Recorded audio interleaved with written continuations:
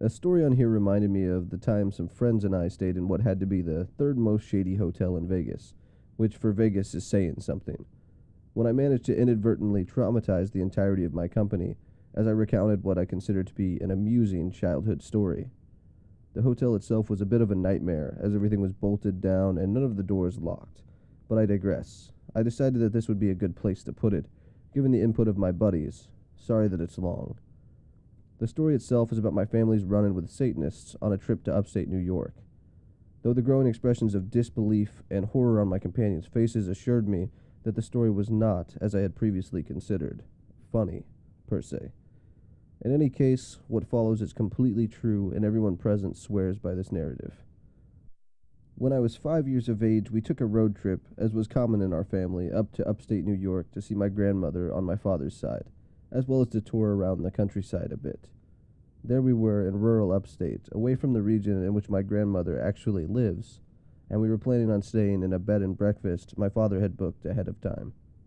It had been an unexpectedly long drive due to weather complications, and when we found the B&B in question, we were all quite tired.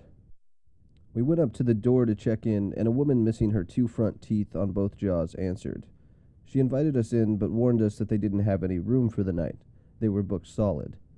My father protested that he had made the arrangements in advance, but she said she knew another hotel that had vacancy just up the way, and she would give them a call. And she assured him they would offer the same rates.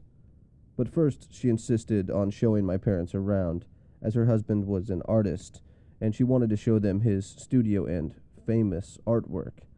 We were all invited in, but after seeing the first few pieces of naked women missing their front teeth, bound or being tortured in various ways, my parents opted to leave the kids outside with Grandma. Apparently, most of the rooms were full to the ceiling with similarly foreboding images of dead or dying people, with the occasional sculpture of menacing animals.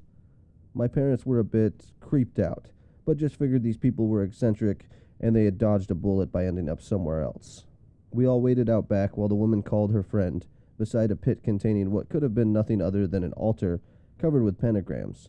My mother mentioned that it seemed strange that not only had they not met the husband, who was supposedly there somewhere, having toured the entire house, but that there hadn't been a single sign of life or piece of luggage suggesting that anyone else was actually staying in any of the guest bedrooms in the supposedly fully booked B&B.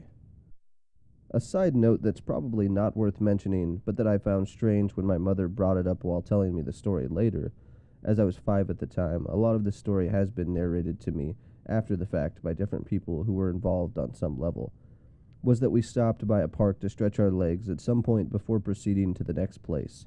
The storm was closing in on us, and my parents wanted to be sure we had zero energy upon arrival. While in this park, my mother claims that one of us found and brought to her a small necklace with a pendant on it.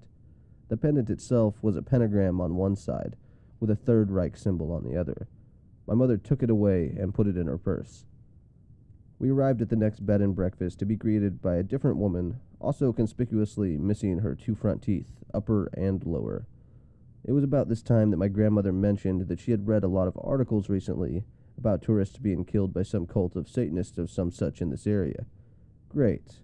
She tended to tell a lot of tall tales, so I think my parents kind of rolled their eyes and dismissed it, but they made a point to mention it later.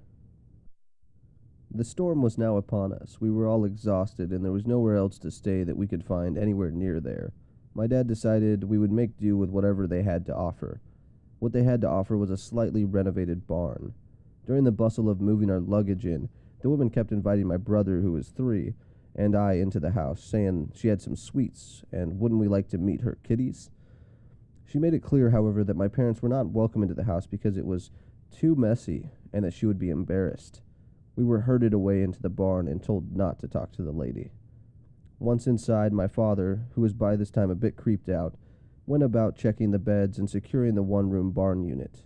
The windows had no coverings whatsoever, and the doors had no locks. We placed pillows from the couches in the window frames, and my dad grabbed a dresser against one wall to block the door. When we went to move the dresser, he discovered it was on wheels, which were completely silent. He also noticed the wall behind it moved a little when he shifted the dresser. When he scrutinized the wall, he found a seam. He pushed on the wall and it gave way, 2 invisible doors opening outwards into the night, and just outside was a dark-colored van which had been backed up to the opening. Livid, my dad went about rearranging all the furniture in the room, stacking the heaviest against the outward swinging doors, and moving the mobile dresser with various loud objects behind it against the main door. When he had completed this, and we were all starting to settle down, at about 11 p.m., the woman brought us fresh-baked blueberry muffins. Now, as I mentioned before, I don't remember much of this trip, but this is one element I have a vivid recollection of. With the inclement weather and the rush to find a place to stay, complemented by the lack of restaurants nigh anything in the area, we hadn't had what one might consider a proper meal. When you're 5, dinner is very important. The muffins were fresh-baked and smelled heavenly. I wanted one more than I wanted anything else in the world. However, presuming, probably correctly, that they were poisoned or something was seriously wrong about them, since this entire thing was beginning to feel like a horror movie, my mother absolutely forbid us from even going near them. She put them on a high shelf and sent us to bed. I was so angry. I went to bed hungry and irritable. Only 2 things happened that night that I can recall. My parents slept very lightly, when at all, as you might imagine. They claimed they kept hearing talking outside. My sister woke us up with a blood-curdling scream around 1 a.m., for reasons unknown, as she was usually a very quiet baby. When my parents got up and milled for about an hour trying to get her back to bed, my mom noticed something on the wall as she was walking her around and called my father over. What I would later learn was that the picture hanging to one side of the door that during the daylight seemed to be logs in a recently extinguished fire pit and a tranquil forest scene was by night unmistakably burning corpses with a hooded, smoky figure looming over them. We got up the next morning, packed up early, and waited for the lady to get up so we could pay and leave. While my parents were packing the bags, the woman came around back and gave both my brother and I small wooden cats carved into the form of napkin holders, each a different color, that she had written little notes on.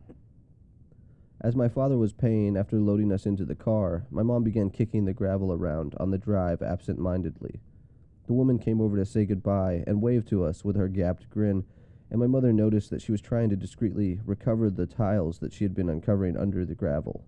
Before driving off, my mother got back out of the car and uncovered one of the tiles, and she claims it was the same pentagram with Third Reich symbol within it that she had seen a similar version of in the park, prompting her to notice, as we drove away, that the necklace was no longer in her purse. The likelihood of it simply falling out of the purse pocket she had placed it in was, as she put it, quite unlikely. People listening to this story seemed appalled at the fact that I still have that little wooden cat that the nice lady gave me sitting in my bedroom.